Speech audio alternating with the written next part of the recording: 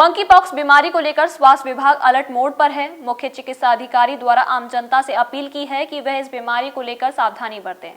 यहाँ उन्होंने ब्रजवासियों व आम जनता से इस बीमारी से निपटने को लेकर अपील की है। कोरोना महामारी के खौफ से भारत के लोगों को जैसे तैसे राहत मिली है, तो वहीं अब मंकी पॉक्स नामक बीमारी भारत में दस्तक दे रही है। अफ्रीका से जन्मी ये बीमारी अब धीरे धीरे विश्व के तमाम देशों में फैलने शुरू हो गई है। भारत में अभी तक 4 केस मंकी पॉक्स के पाए गए हैं, लेकिन बीमारी ज्यादा बड़ा रूप न ले, इसे लेकर स्वास्थ्य विभाग पहले से ही अलर्ट हो गया है। मथुरा जनपद में स्वास्थ्य विभाग ने अपनी सक्रियता बढ़ा दी है। मुख्य चिकित्सा अधिकारी डॉक्टर ए.के. वर्मा ने मंकी पॉक्स को लेकर बताया कि यह बीमारी कोरोना जैसी खतरनाक और घातक नहीं है। उन्होंने यह भी स्पष्ट किया कि नाम के अनुरूप मंकी पॉक्स का बंदरों से कोई लेना देना नहीं है। उन्होंने कहा कि बीमारी से ग्रसित व्यक्ति को खांसी, जुकाम, बुखार, सिर दर्द, जोड़ों में दर्द और स्किन अल्सर दिखने लगता है। CMO doctor A K. वर्मा ने यह भी बताया कि इस बीमारी से डरने की कोई बात नहीं है, बस सावधानी बरतना जरूरी है। 21 दिन आइसोलेशन में रहने के बाद मरीज स्वस्थ हो जाता है। मैं बताना चाहूँगा, पहले तो मंकी पॉक्स बीमारी जो है, नाम भले ही मंकी पॉक्स है, लेकिन मंकी से इसका कोई बहुत रिलेशन नहीं है। शुरुआती दौर में जब अफ्रीका में इसकी केसेस मिले थे, तो वो उन घरों में मिले थे जहाँ मंकी का पाला जाता था, इसलिए मंकी पॉक्स हो गया। ये एक वायरल डिसीज़ है। अभी हम लोग कोविड को देख रहे हैं, वो भी एक वायरल डिसीज़ है, ये भी एक वायरल डिसीज़ है। गिलहरी से इसका कुछ लेना देना ज़रूर है, लेकिन वो भी अफ्रीकन कंट्रीज़ में है, स्क्वायरल से है।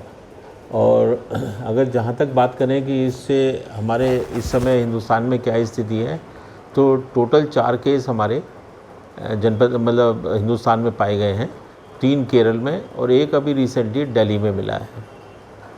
इस बीमारी का जो वो है, वो कुछ स्मॉल पॉक्स और चिकन पॉक्स से मिलते जुलते लक्षण मिलते हैं।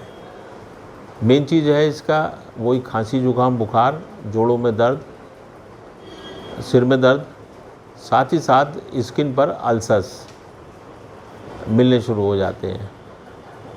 जैसे और वायरल डिसीज़ है कोविड की तरह, ये भी इन्फेक्शियस है, एक इंसान से दूसरे में आसानी से फैल जाती है। और कोविड से अगर कंपैरिजन करें तो कोविड से थोड़ा सा कमज़ोर वायरस है, बहुत ज़्यादा नुकसान करने की स्थिति में नहीं रहता। करीब करीब मान के चलिए 21 दिन में स्वस्थ भी हो जाते हैं।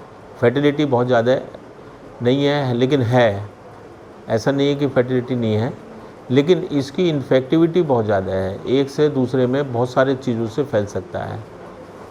उसमें स्किन पे जो अल्सर होते हैं उसके रिसाव से भी फैल सकता है, पसीने से भी, और माउथ से भी, रेस्पिरेटरी ट्रैक्ट के माध्यम से भी फैल सकता है ये।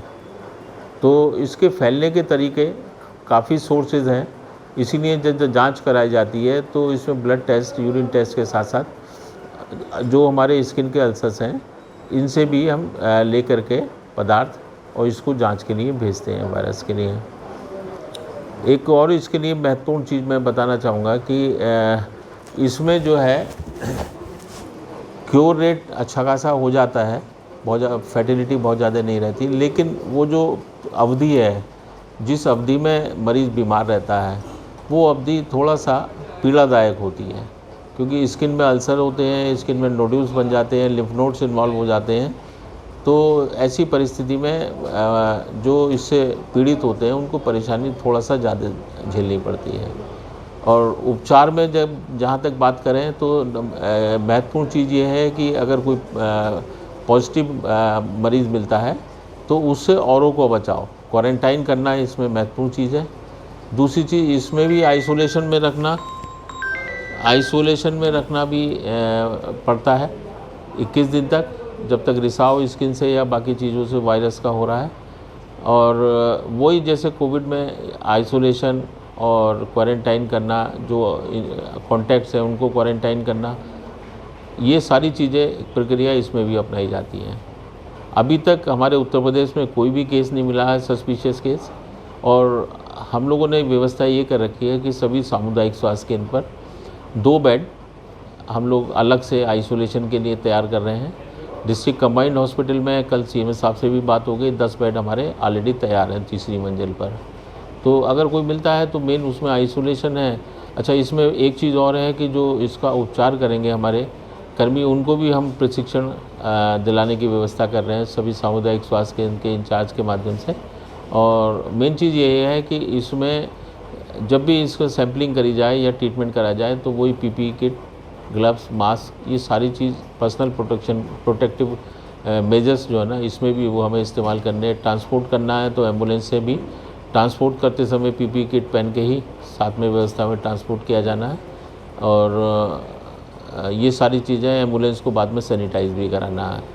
तो सारी व्यवस्थाएं के लिए तैयारी भी कर रखी है हमने। और अगर कोई संभावित मरीज़ आएगा तो उस हिसाब से उसका उपचार और आइसोलेशन की व्यवस्था सारी सुनिश्चित कर ली गई है।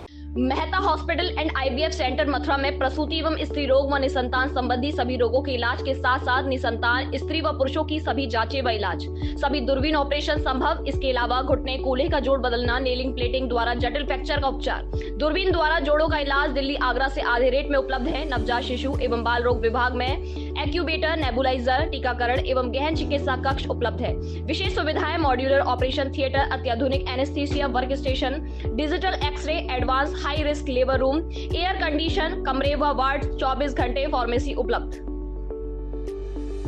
हमारे साथ जुड़े रहने के लिए न्यू न्यूज के YouTube चैनल को सब्सक्राइब कीजिए, साथ ही बेल आइकन को दबाइए न्यू न्यूज की खबरें सबसे पहले देखने के लिए।